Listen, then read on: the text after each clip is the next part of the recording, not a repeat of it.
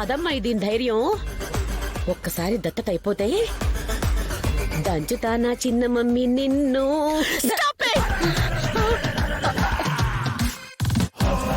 నా నోరు మోయించడం కాదమ్మాయి, దాని నోరు మోయించు.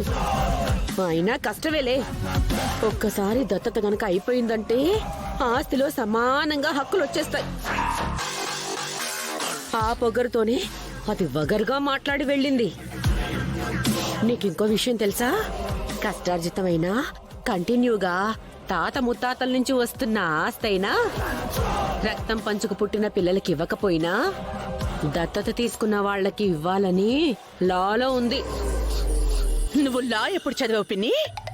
చదవాలా ఏంటి? నా మొదటి పెళ్లి చూపులు లాయర్తోనే. పెళ్ళవుతుందన్న ఆశలో కొన్ని లా పాయింట్స్ తిరిగేశానులే అమ్మాయి. ఇప్పుడు నా ఫ్లాష్ బ్యాక్ కాదు, నీ ఫ్యూచర్ ఆలోచించుకో. దత్తతయ్యాక ఆస్తి నీకు ఉంటుందో లేదోనని నాకు అనుమానంగా ఉంది.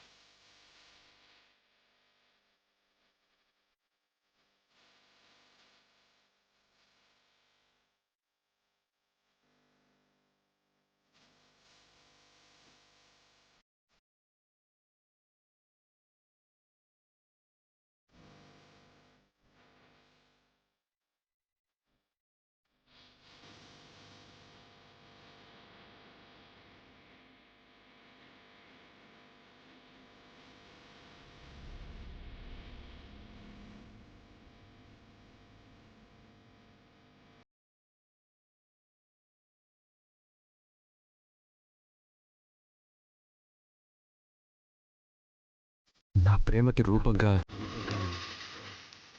మొదటిసారి ఇది నీ కోసం తీసుకొచ్చా.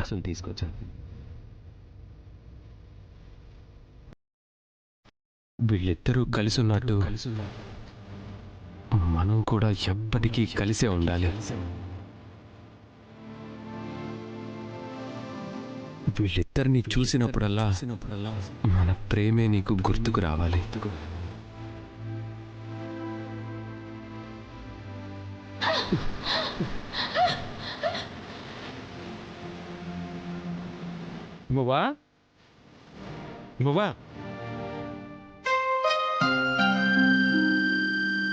చెప్పు చెర్రీ. ఏం లేదు, జస్ట్ క్యాజువల్గా మాట్లాడదామని వచ్చాను. లోపలికి రావచ్చా?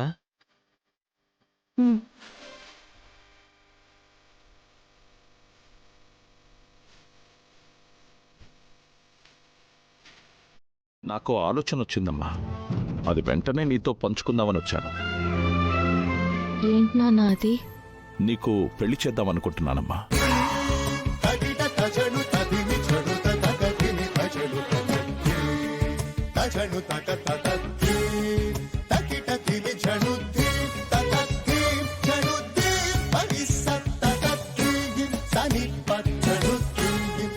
ఇప్పటికిప్పుడే పెళ్ళేంటి నాన్న? పెళ్ళంటే వెంటనే జరిగేది కాదు కదమ్మా, కాస్త టైం పడుతుంది.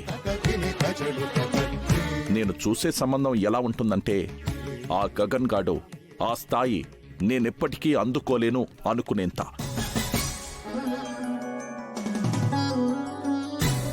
నీ కన్నవాళ్లు రేపు నిన్ను కలుసుకున్నప్పుడు ఇంత గొప్ప సంబంధం మేమైతే చూడలేకపోయేవారమమ్మా అనేంత.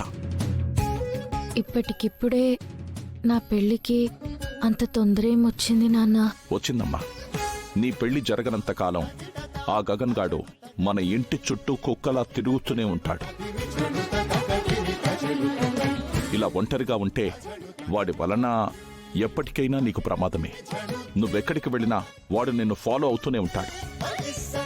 అది మన ఇద్దరికి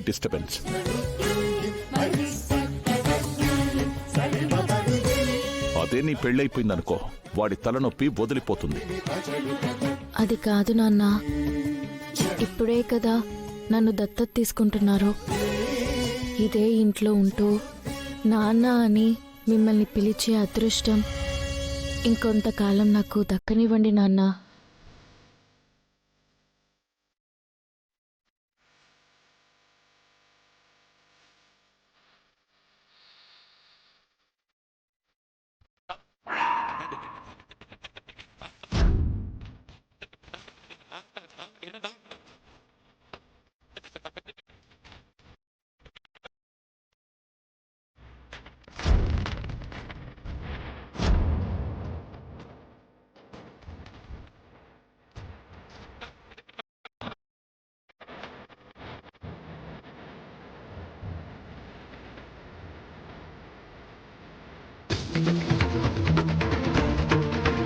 నువ్వు ఏ ఇంట్లో ఉన్నా నన్ను నాన్ననే పిలుస్తావమ్మా. విషయం అది కాదు, నువ్వు ఎవరినో ప్రేమిస్తున్నావనిపిస్తోంది.